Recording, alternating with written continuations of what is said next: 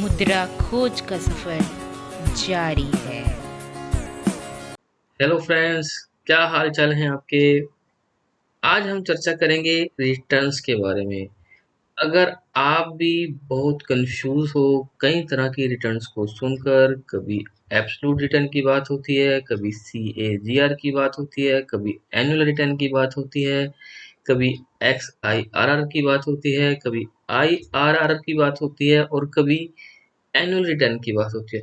तो आप भी अगर कंफ्यूज हो इन सभी रिटर्न्स के सुनकर भी कौन सी रिटर्न ज़्यादा अच्छी होती है, या आपको म्यूचुअल फंड या कहीं भी इन्वेस्ट करते हुए कौन सी रिटर्न आपको कंसीडर करनी चाहिए, तो आज का वीडियो हमारा इसी पे होने वाला है। हमने ये वीडियो बनाना इसलिए चाहा क्योंकि एक आम इन्वेस्टर कहीं न कहीं कन्फ्यूज़ हो जाता है।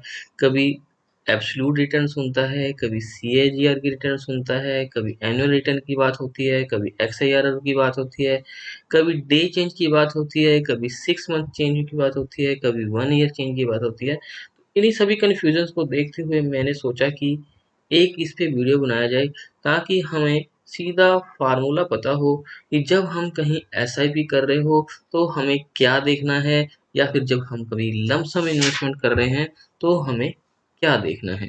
तो आइए शुरू करते हैं, समझते हैं वन बाय वन कि कौन सा मेजरमेंट या कौन सा परसेंटेज ऑफ रिटर्न हमें कंसीडर करना है, या सबका क्या क्या मतलब होता है। सबसे पहले बात करते हैं एनुअल रिटर्न की। एनुअल रिटर्न क्या होता है? यानी कि सालाना रिटर्न।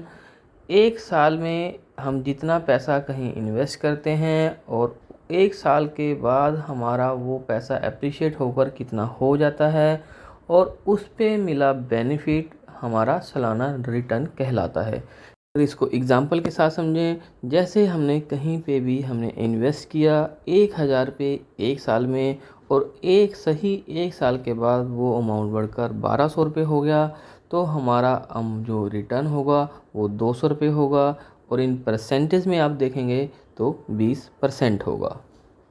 बात करते हैं एब्सोल्यूट रिटर्न की। एब्सोल्यूट रिटर्न भी कुछ इसी तरह से ही कैलकुलेट किया जाता है, लेकिन एब्सोल्यूट रिटर्न को एक साल से ज़्यादा या लंबी अवधि के रिटर्न के कैलकुलेट करने के लिए यूज़ किया जाता है।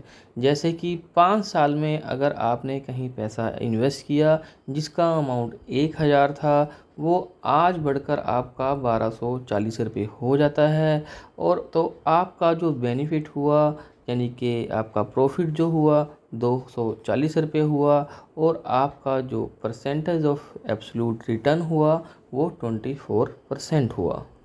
बात करते हैं एवरेज रिटर्न की। एवरेज रिटर्न भी कुछ इसी तरह से ही कैलकुलेट किया जाता है, और एवरेज रिटर्न हमेशा कई तरह के या कई सालों के या कई महीनों के या कई हफ्तों के या कई दशकों के रिटर्न को एक एवरेज निकालने के लिए यूज़ किया जाता है।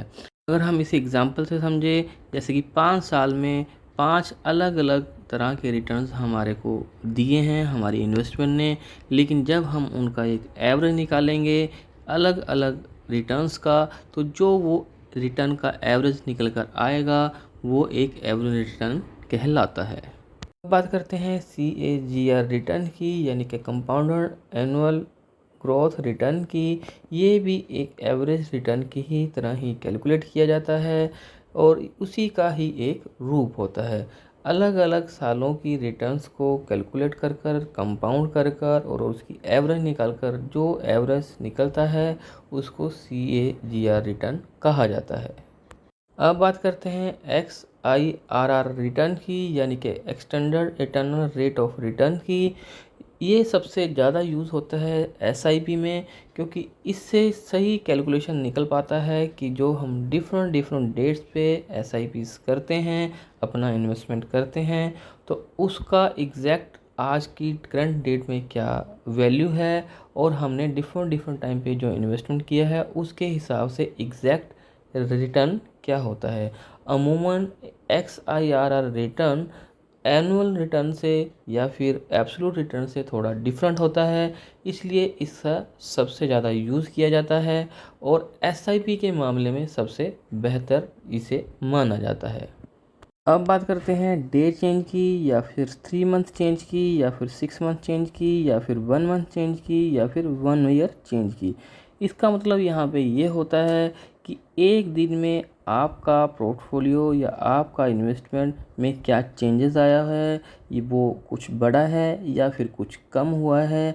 ऐसे ही सेम 3 मंथ के लिए होता है, 6 मंथ के लिए होता है, 1 मंथ के लिए होता है और 1 ईयर के लिए होता है, ताकि हम बेटर एनालाइज कर पाएँ और डे टू डे अपडेट रहें कि हमारा इन्वेस्टमेंट किस डायरेक्शन में जा रहा है।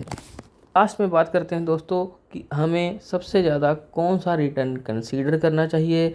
अगर हम SIP कर रहे हैं तो हमें सबसे ज़्यादा XIRR रिटर्न कंसीडर करना चाहिए, जो कि हमारे सभी ऐप्स में सबसे ऊपर XIR रिटर्न दिखाता है। और अगर इसके फार्मूला और आपको इसके लिए और डिटेल चाहिए तो आने वाले टाइम में आपको इस पे भी एक वीडियो ज़रूर मिलेगी।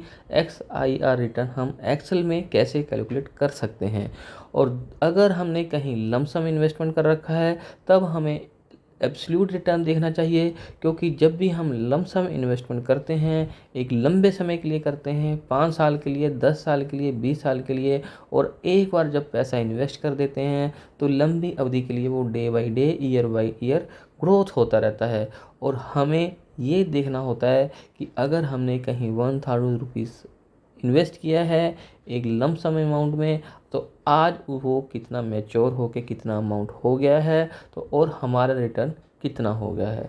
तो सिंपल सी 2 बातें हैं दोस्तों कि अगर हमने SIP कर रखी है तो XIR चेक, रिटर्न चेक कीजिए, और लमसम इन्वेस्टमेंट कर रखा है तो आप एब्सोल्यूट रिटर्न देखिए।